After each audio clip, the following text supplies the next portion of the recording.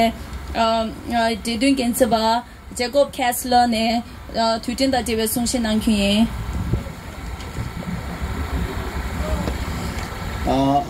I would like to thank Unitashla for his inspiring speech.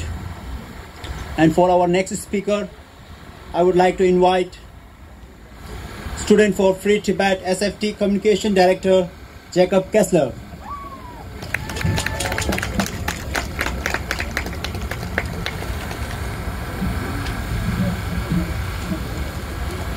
Hi everyone.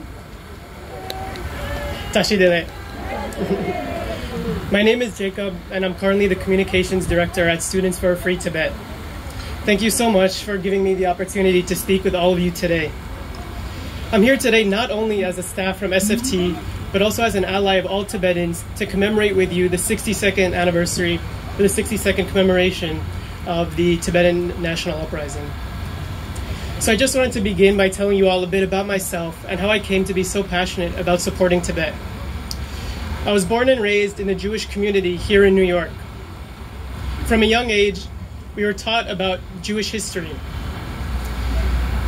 And this history, yes, is one of survival, is one of perseverance, but at the same time, it's also one of extreme violence and extreme persecution. And obviously, the greatest example of this persecution, of this violence, is the Nazi genocide of the Jewish people, the Holocaust. Growing up, the Holocaust was always on our minds. It was part of our formal education at school, and it was also part of my informal education.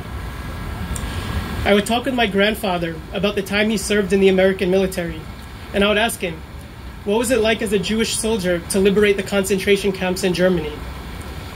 When I asked him that, he would never tell me about himself, but he would always talk about the survivors he would meet in those camps.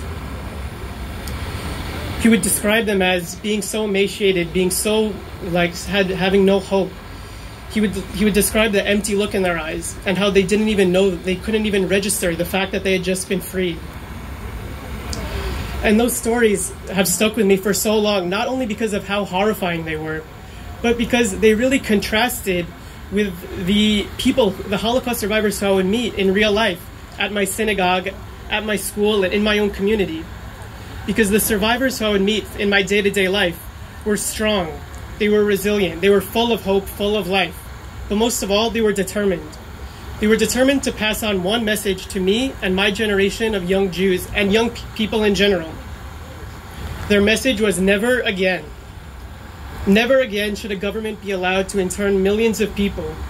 Never again should an authoritarian regime be allowed to ruthlessly persecute millions of innocent people under their control.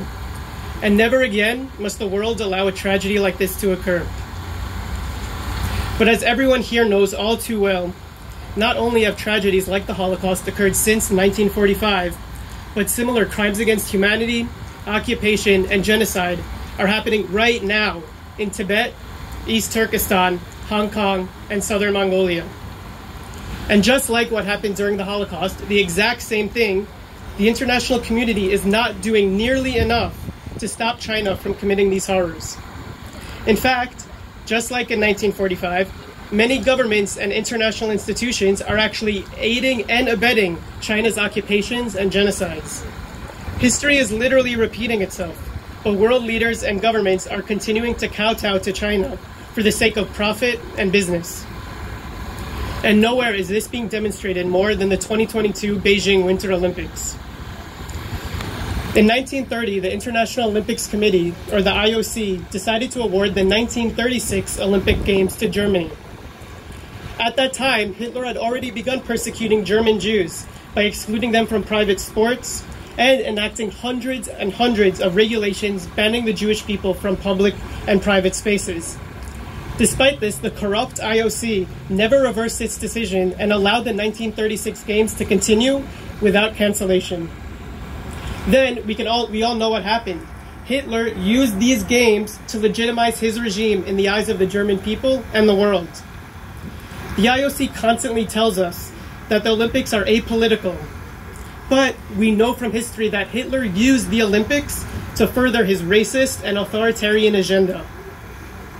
When the Games concluded, Germany's expansionist policies and the persecution of Jews and other enemies of the state, quote unquote, continued and accelerated.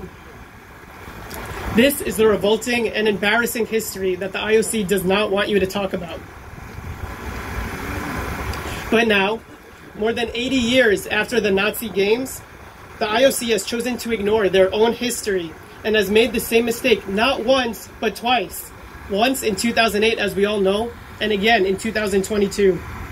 By awarding Xi Jinping and China the 2022 Winter Olympics, the IOC is telling all of you here today that they care more about Chinese money than they do about Tibetan, Uyghur, Hong Konger, and Southern Mongolian lives. They're ignoring Tibetan political prisoners, Uyghur camp survivors, Chinese dissidents, and Holocaust survivors who are literally begging them to just move the games. Well, the IOC is choosing to ignore these heroes, but we have the choice to heed their call. We have the choice to campaign strongly and effectively against the 2022 Beijing Winter Olympics. As an American Jew, I choose to heed the call of never again, and I stand with all of my Tibetan friends, with all of you here today, in your fight to reclaim your homeland and end the suffering of the Chinese Communist Party has been allowed to conduct for decades too long. As an ally to the Tibet movement, I pledge to continue fighting alongside all of you here today. And I think I speak on behalf of all the allies here today when I say that until Tibet is truly free, and until Tibetans here, Tibetans outside of exile, and Tibetans inside Tibet are reunited, we will not stop supporting you and we will not stop supporting your movement. Thank you so much. Bod Gyalo! Bod Gyalo! Bod Gyalo! Bod Gyalo! Bod Gyalo! Free Tibet! Free Tibet!